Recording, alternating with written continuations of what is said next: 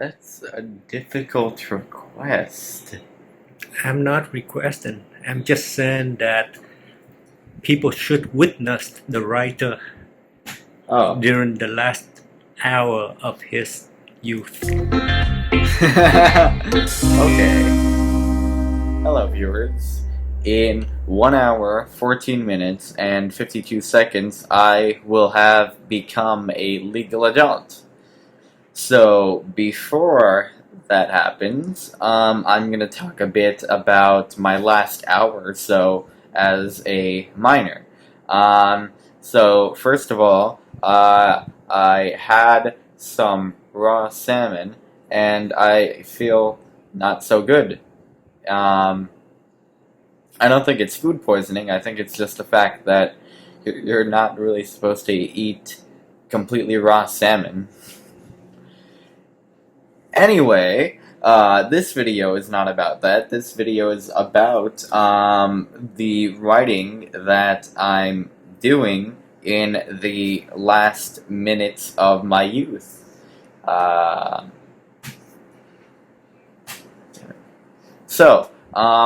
thing that I was looking back at just now was the Dear Providence letter I wrote, which I'm still very proud of. It's about Providence Haven, and about something we call the Black Mountain of Social Life, which is a symbolic mountain that someone has to cross in order to... It's a very difficult concept. Also, the fish is probably messing with my brain. Anyway, the Black Mountain is sort of what keeps people from having meaningful relationships with others most of the time, which is why if we look at the definition of relationship in Thumos slang, which is ongoing relations, a lot of people look at that and then realize that they have absolutely zero relationships in their life, and that's something that the Black Mountain of Social Life is meant to represent. And I wrote an entire article on this, which the version posted had like a paragraph or two added in the beginning to introduce it, and a paragraph at the end, I think. But aside from that, it was exactly what I wrote that was published. And what I was working on just now was a letter to two friends of mine, who I think would be interested and would also personally benefit from working with me on a certain project, who I am inviting with this letter to do just that. And what I started finding the more I wrote it is that it was very similar to the Dear Providence letter that I wrote, I think maybe half a year ago, actually. So a while ago. It got kind of hard when I started getting nauseous to continue writing it.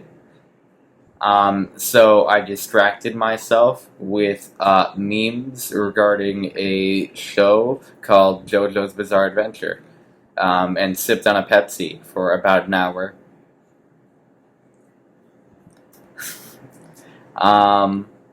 Also, I'm going to publish a book soon called The Dog's Day, which is going to be my second fiction book that gets published. So when it comes out, please buy it. I'm sorry, I'm kind of on the spot here. What else can I talk about? Dear people of Providence, we are two friends from the Johnston and Classical High Schools. One of us, Alec Mustafayev, born 2002, is wrapping up his senior year, while the other, Jarson Asensao, born 1999, is still in the experimental stage of his life. We met by chance, but we felt it was no chance to discover that we faced the same challenge in life. Though we didn't realize it when we were younger, now we saw that we invested a great deal of time and emotion into the relationships with our schoolmates. Why should we spend so much time in building these relationships when all of a sudden our loved ones could leave, especially when we love them? There exists within all a need for company. We often wish we could have the connections other people appear to possess, but something stands in our way. We call that something the Black Mountain, one of the biggest and darkest problems in life.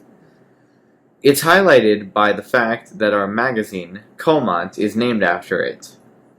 Have you ever felt like you lacked a group to fall back on in hard times? Maybe that you had no friends at all? This is an all too common dilemma for today's younger generations. Survey after survey shows that most youth feel completely isolated from others. We personally can't help but look around and see a world overflowing with loneliness. Starting with the city of Providence, we want to extend a helping hand to all who will take it. Our dream is to see as many people as possible join hands and unify as one community. We want to see you in the village we're forming that we call Havenfest PVD. Its mission is to unfragment our local communities. We understand why, so often, many people want to leave the state as soon as they can manage. It's not uncommon for residents to associate their problems with the tiny city they live in. It can feel as though abandoning this place will leave all the baggage associated with it behind as well. But the city isn't the problem here. What's wrong is the lack of connections among its people. Running away from that won't fix anything. Our ideal streets would be ones where strangers feel free to strike up conversations with each other, where people aren't unfairly judged, and where we can mutually help each other to make things better for all of us. Truly, any word can be made into paradise. It's time this city became one. So this is a letter addressed to specific people, so it starts out with Dear, and I'm not going to say the people's names. Anyway, here's the actual letter. I'm not so good with opening up too much, even with people in my close circle like you, but I don't want the important things in my life to go unheard, which is why I'm writing this letter. For almost a year, I've been working towards the idea of bringing the village back for humanity, which is an idea I'll have to explain. At the moment, I'm calling this idea RI Village, and I'm putting a lot of work into it. RI Village is the idea of making life easier for everyone by giving them a way to be more than just strangers to each other. Here's an example I like to use. When first looking for work, you may find yourself walking into a store and asking to speak to the manager. If you are, unlike a stranger, recognized in a positive light, your chance of getting the job is much greater. This ties into a broader idea of unity that I think the world is lacking.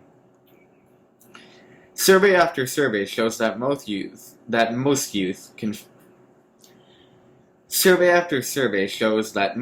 feel completely isolated from others. I was in that place once and I managed to find my way out. The problem is, I don't expect the same antidote to loneliness to introduce itself into the lives of too many of my peers. That's why, starting with Rhode Island, I want to extend a helping hand to all who will take it. My dream is to have Rhode Island unify as one community that gives a purposeful place within itself to each resident of the state. There are many communities that exist in Rhode Island, all with their unique and friendly characters who I've had the pleasure of meeting. But unfortunately, these separate communities aren't enough. For every person in a community, there are dozens of people who don't belong to any groups, who have countless things to say with nowhere to express them. I know that because I was a quiet kid who wrote an entire book.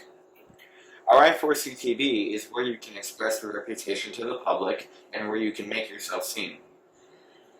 I know how much you care about other people, which is why you came to mind when I thought about who I might want to invite to work with.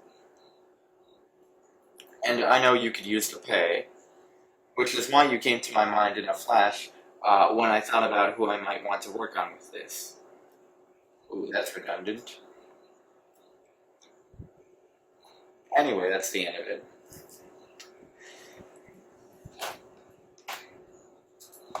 Let me fix that redundancy.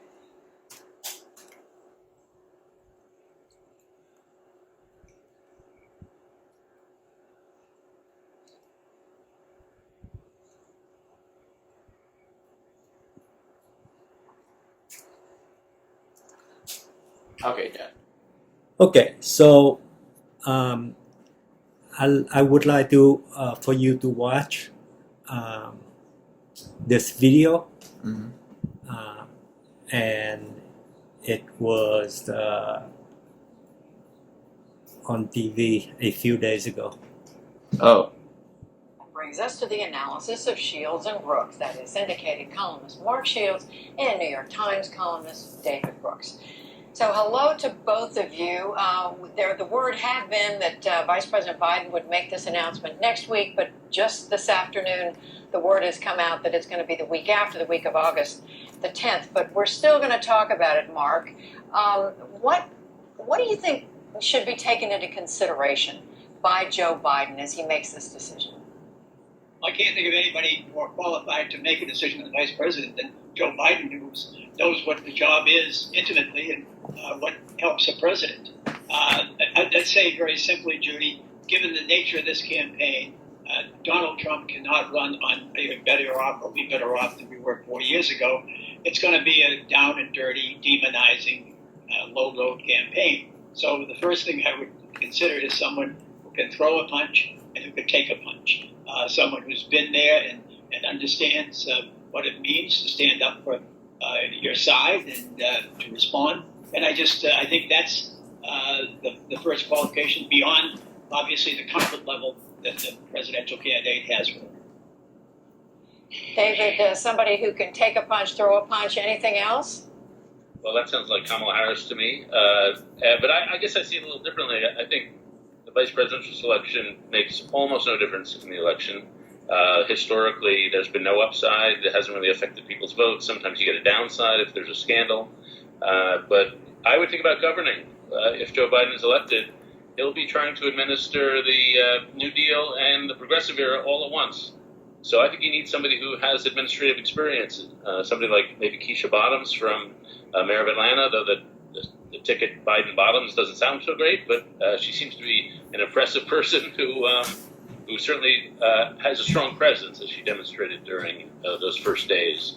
The governor of New Mexico, Michelle Lujan Grisham, is another person who has administrative experience. It's a plus to me to have administrative experience outside of Washington in a less ideological climate where you're actually administering things.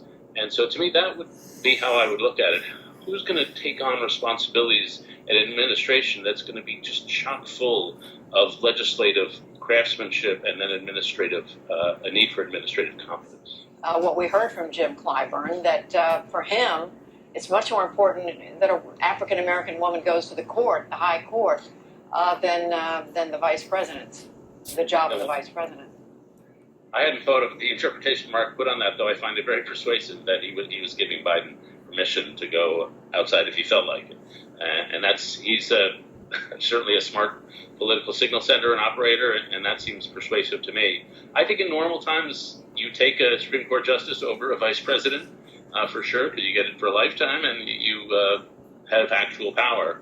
I think it's a lot closer right now. As I said, really think about FDR's first 100 days. Think of the amount of legislation that was crafted. Think of what's going to need to be done. And so to me, the vice president is going to be tremendously important, in part because when Biden was vice president, he actually did a lot. He oversaw the stimulus package. He did a lot of foreign policy stuff. He was not just sitting there as window dressing.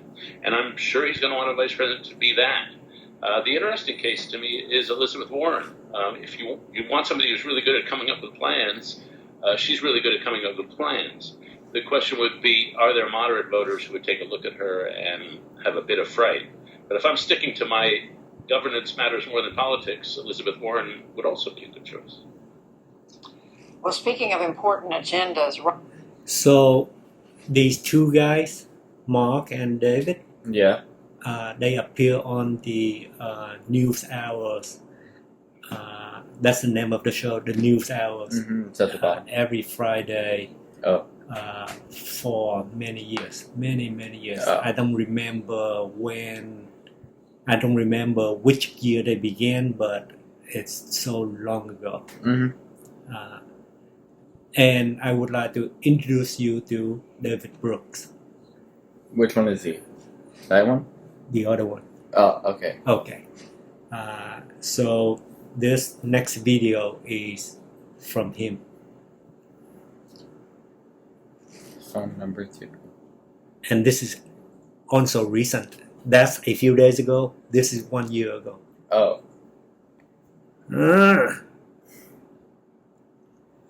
Okay. We only have 47 minutes. Oh, we got it. Oh, that's a TED Talk.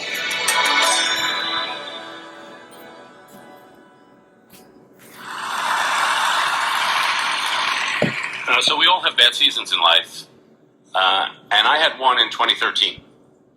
My marriage had just ended, and I was humiliated by that failed commitment. My kids had left home for college or were leaving. I grew up mostly in the conservative movement, but conservatism had changed, so I'd lost a lot of those friends too. And so what I did is I lived alone in an apartment, and I just worked. If you open the kitchen drawers where there should have been utensils, there were Post-it notes. If you open the other drawers where there should have been plates, I had envelopes.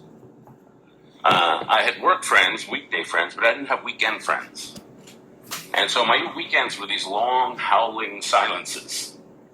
And I was lonely. And loneliness unexpectedly came to me in the form of, it felt like fear, a burning in my stomach. And it felt a little like drunkenness, just making bad decisions or just fluidity, lack of solidity. And the painful part of that moment was the awareness that the emptiness in my apartment was just reflective of the emptiness in myself. And that I'd fallen for some of the lies that our culture tells us. The first lie is that career success is fulfilling. I've had a fair bit of career success, and I found it helps me avoid the shame I would feel if I felt myself a failure, but it hasn't given me any positive good.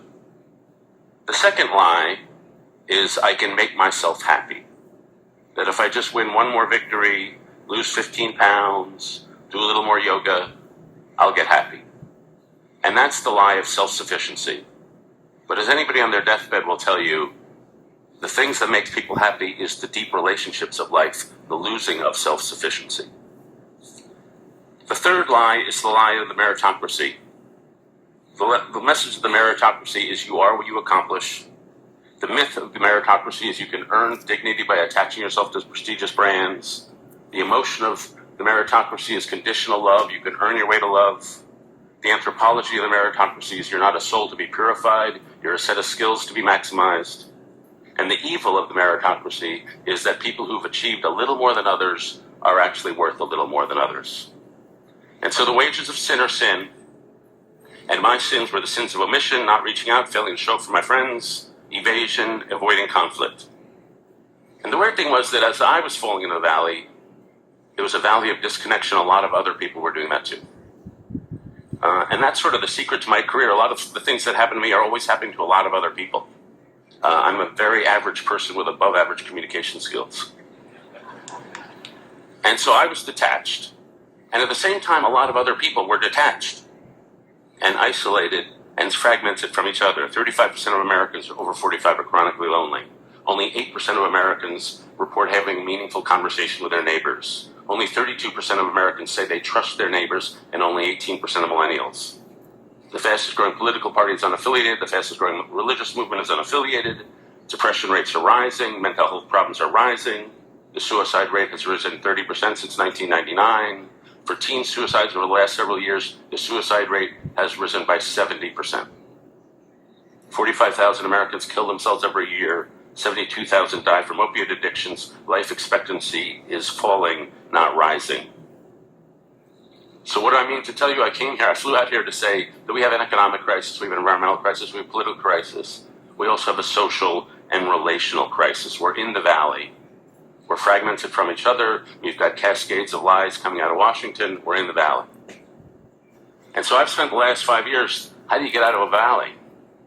And the Greeks used to say, you suffer your way to wisdom. And from that dark period where I started, I've had a few realizations. The first is, freedom sucks. Economic freedom is okay, political freedom is great, social freedom sucks. The unrooted man is the adrift man. The unrooted man is the unremembered man because he's uncommitted to things. Freedom is not a a river, it's not an ocean you want to swim in, it's a river you want to get across so you can commit and plant yourself on the other side. The second thing I learned is that when you have one of those bad moments in life, you can either be broken or you can be broken open. And we all know people who are broken. They've endured some pain or grief, they get smaller, they get angry or resentful, they lash out. As the saying is, pain that is not transformed gets transmitted. But other people are broken open. Suffering's greatest power is that it's an interruption of life. It reminds you you're not the person you thought you were. The theologian Paul Tillich said what suffering does is it carves through what you thought was the floor of the basement of your soul, and it carves through that, revealing a cavity below, and it carves through that, revealing a cavity below. You realize there are depths of yourself you never anticipated, and only spiritual and relational food will fill those depths. And when you get down there, you get out of the head of the ego, and you get into the heart. The desiring heart. The idea that what we really yearn for is longing and love for another, the kind of thing that Louis de Bernier described in his book Captain Corelli's Mandolin. He's an old guy talking to his daughter about his relationship with his late wife, and the old guy says, love itself is whatever is left over when being in love is burned away. And this is both an art and a fortunate accident. Your mother and I had it.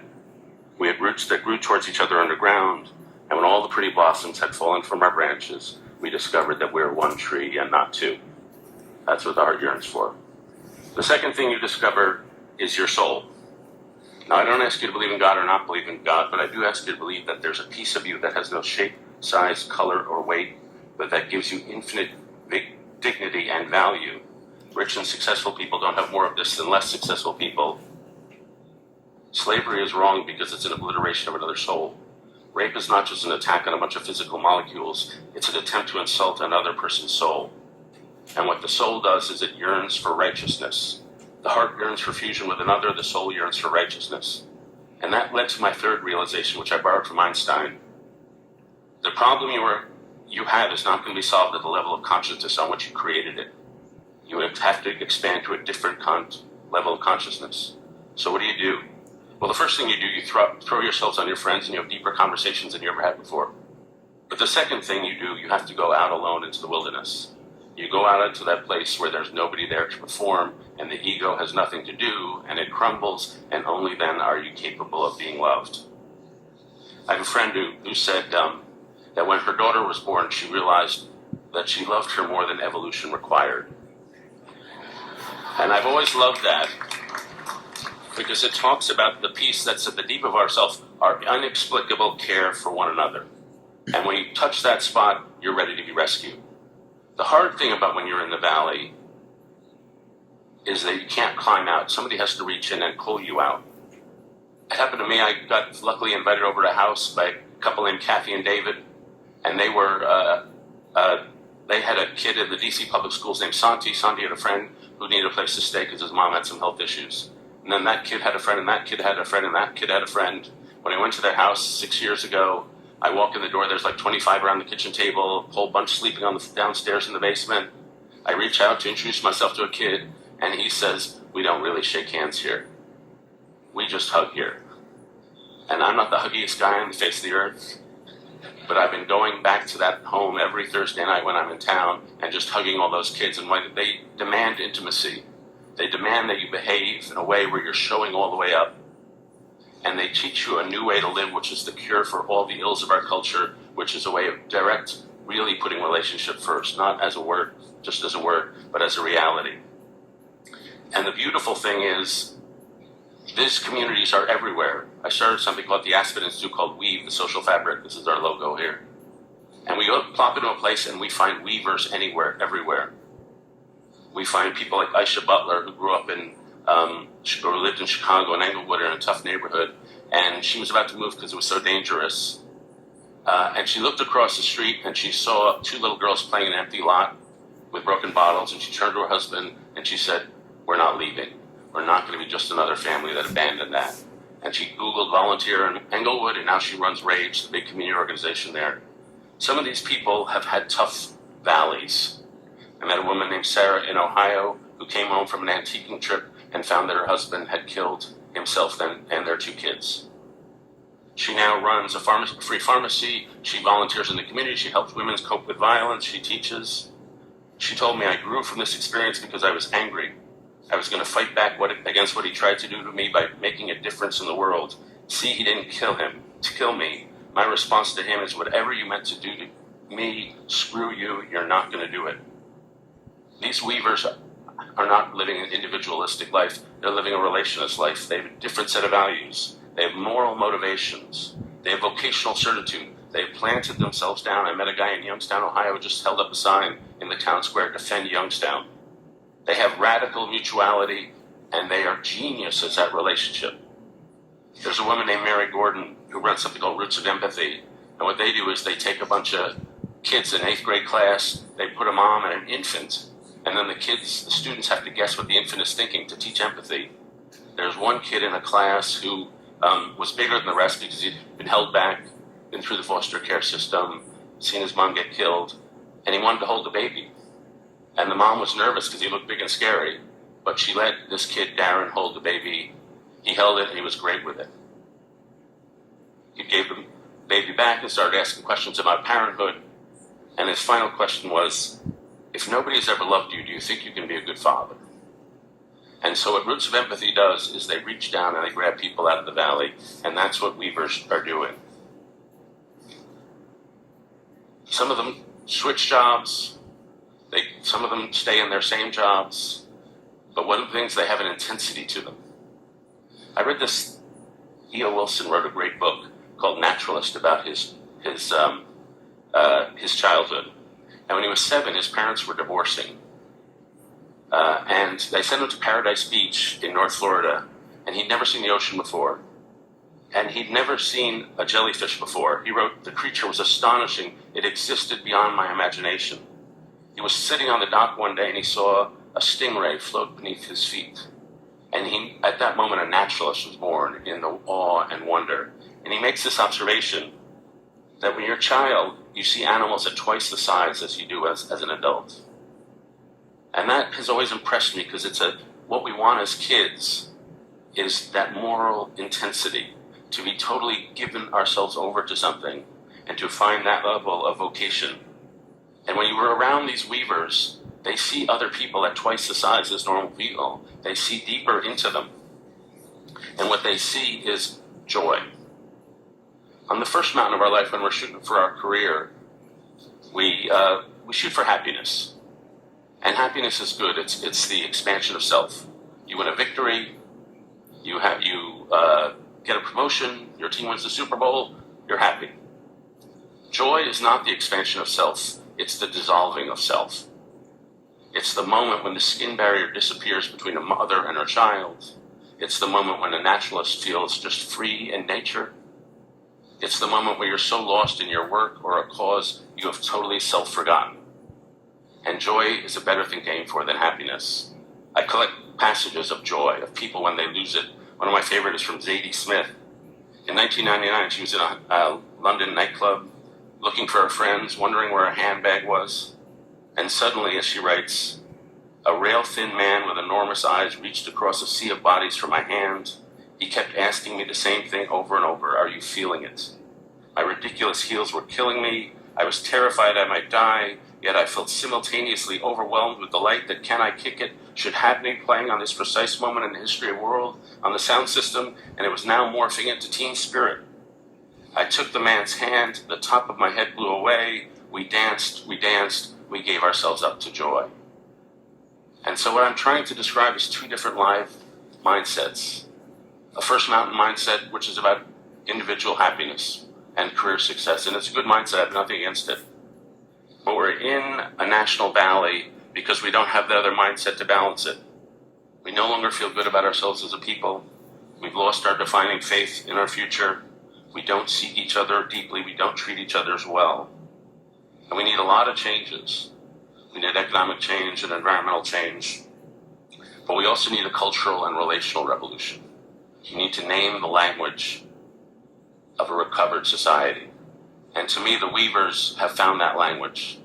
My theory of social change is that society changes when a small group of people find a better way to live, and the rest of us copy them. And these weavers have found a better way to live. And you don't have to theorize about it. They're out there as community builders all around the country. We just have to shift our lives a little so we can say, well, I'm a weaver, we're a weaver. And if we do that, the hole inside ourselves gets filled, but more important, the social unity gets repaired. Thank you very much.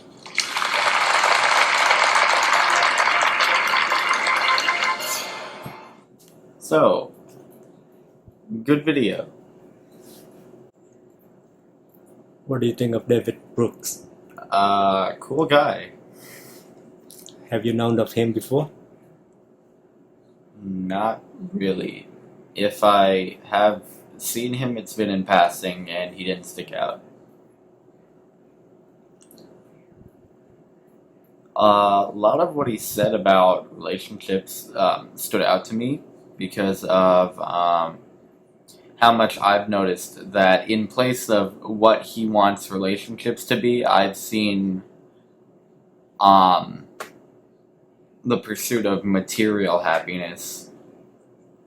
Meaning that the hole that he was talking about filling is often filled by people trying to buy the newest car or own the biggest house or become a billionaire or a celebrity of some kind.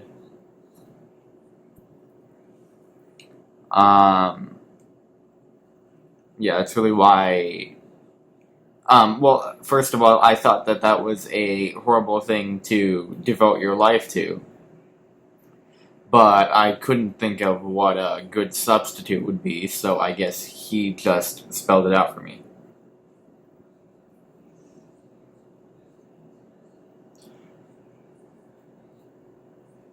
What do you think when I said that was his Dear Providence? It was. It really was. I see the similarity. Yeah, because like when you started playing it, I was like, oh, I just mentioned the Dear Providence letter. Excuse me. I was like, that's why he's playing this. So, what do you think about how do you feel about the size of the Black Mountain compared to before and after you watch this video? I mean, I wasn't ignorant to the size of the Black Mountain. I was ignorant to the solution to it, which I guess is a bit clearer now. I think a better question would be, how do I feel about how to get over the Black Mountain? Which, I mean, I kind of mentioned it before talking about materialism and how that's used to fill a hole in a lot of people's lives, whereas what he was talking about would be better. Did this video tell you that the number of people who have this Black Mountain problem is greater than you imagined before today? No, because I'm pretty sure just about everyone has it, has had it, or will have it. Do you know when David Brooks overcame his Black Mountain problem? Estimate. No. At which age? He said it began in 2013. He didn't say when it ended.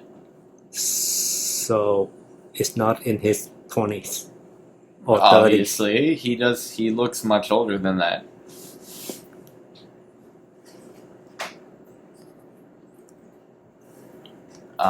Now you see why the letter that you're writing need to address to a much older crowd and a greater audience. Exactly. So, what do you think about